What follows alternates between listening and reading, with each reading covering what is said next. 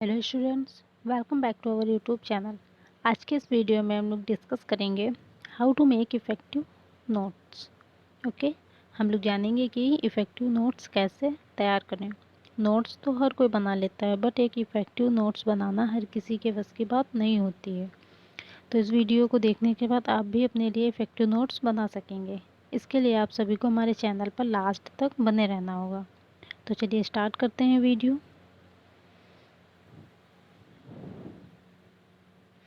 एक स्टूडेंट के लिए क्या होता है, उसके स्टूडेंट के लिए हर एक उसके एग्ज़ाम की तैयारी करना सबसे ज़रूरी होता है। चाहे एग्ज़ाम कल हो या 6 महीने बाद हो, सभी लोग ये जानते हैं कि एग्ज़ाम से एक दिन पहले पूरे सिलेबस को रटना सबसे इनइफेक्टिव तरीका है, सबसे बेकार तरीका है। लेकिन कई स्टूडेंट हैं जिन्होंने इस प्रथा को आज भी जीवित रखा हुआ है, इस उम्मीद से कि एटलीस्ट पासिंग मार्क्स तो आ ही जाएंगे।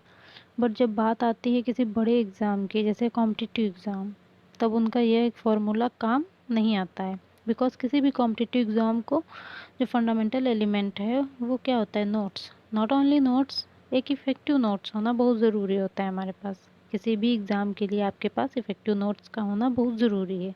इसके कई सारे फ़ायदे होते हैं। फॉर एग्ज़ाम्पल, क्या आप यूपीएससी एग्ज़ाम से एक दिन पहले पूरा सिलेबस रिवाइज़ कर सकते हो? शायद नहीं, बिकॉज़ सिलेबस इतना ज़्यादा होता है, उसको एक दिन में रिवाइज़ नहीं किया जा सकता है। इसलिए शॉर्ट नोट्स बनाने से आप मैक्सिमम इन्फॉर्मेशन को कम समय में रिवाइज़ कर सकते हो। जब आप डायरेक्टली बुक से रिवाइज़ करते हो तो क्या होगा, आप बुक अगर मिलेगी में तो आप फिर से उसको सब कुछ पढ़ना स्टार्ट करोगे, जिससे क्या रहेगा, जो इम्पोर्टेंट पोर्शन है वो छूट जाता है, आप उस पर ज़्यादा फोकस नहीं कर पाओगे।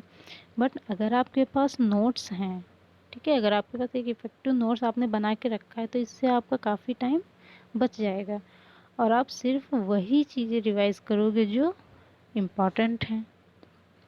इसके अलावा कई एग्ज़ाम्स के लिए आपको 2 से 3 बुक्स रेफ़र करनी होती हैं, जो अगर तो उस टाइम पे क्या होगा, अगर आपके पास नोट्स बना के रखे हैं तो 2-3 बुक को आपको बार-बार बुक्स नहीं देखनी पड़ेंगी। आपके पास नोट्स होंगे, आप वहाँ से पढ़ सकते हो। इससे आपका काफ़ी टाइम बच जाएगा और आपको हेल्प भी मिलेगी।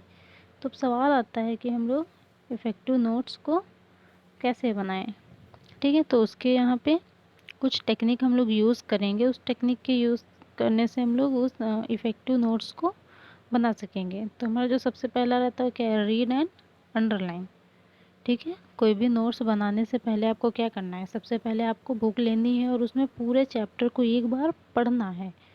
ठीक है, और उसमें जो भी चीज़ें आपको इम्पॉर्टेंट लगे उसे पेंसिल से हमें अंडरलाइन करते रहना है कि इनमें से क्या क्या चीज़ें इम्पॉर्टेंट हैं। ध्यान रखें, फर्स्ट रीडिंग में ही आपको नोट्स नहीं बनाने हैं। ठीक है, उसको एक बार पढ़ेंगे तुरंत नोट्स नहीं बनाने लगना है। यहाँ पे क्या है, उसको समझना है कि इस चैप्टर में क्या क्या चीज़ें दी हुई हैं, उनमें से कितनी चीज़ें ज़रूरी हैं। उसके बाद में हमें क्या करना है, प्रीवियस ईयर क्वेश्चन पे देखना है। ठीक है, प्रीवियस ईयर क्वेश्चन पेपर देखेंगे, इससे आपको पता चलेगा कि एग्ज़ाम के पॉइंट ऑफ व्यू से यह चैप्टर कितना इम्पॉर्टेंट है या फिर नहीं इम्पॉर्टेंट है। इसमें से कैसे क्वेश्चन आ सकते हैं, कितने मार्क्स के क्वेश्चन आ सकते हैं, ये सारी चीज़ें आपको तभी पता चलेगा जब आप प्रीवियस ईयर क्वेश्चन पेपर देखोगे और जो आपने पढ़ा है उसको मैच करोगे। ठीक है, फिर उसके बाद ही हमें नोट्स बनाने हैं।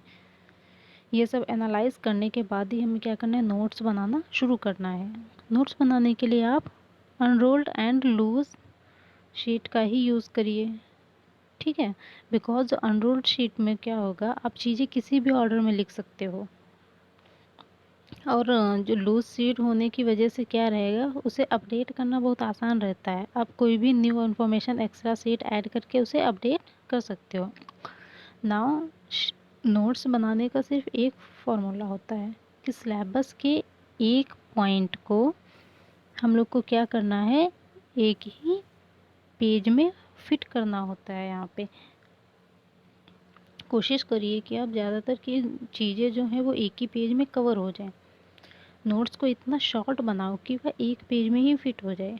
नोट्स में सिर्फ आपको की पॉइंट का ही यूज़ करके लिखना है, ज़्यादा कुछ नहीं, उसमें बुक की जैसे नहीं पूरा छापना है। जो की पॉइंट है उनको ही सिर्फ नोट करना है।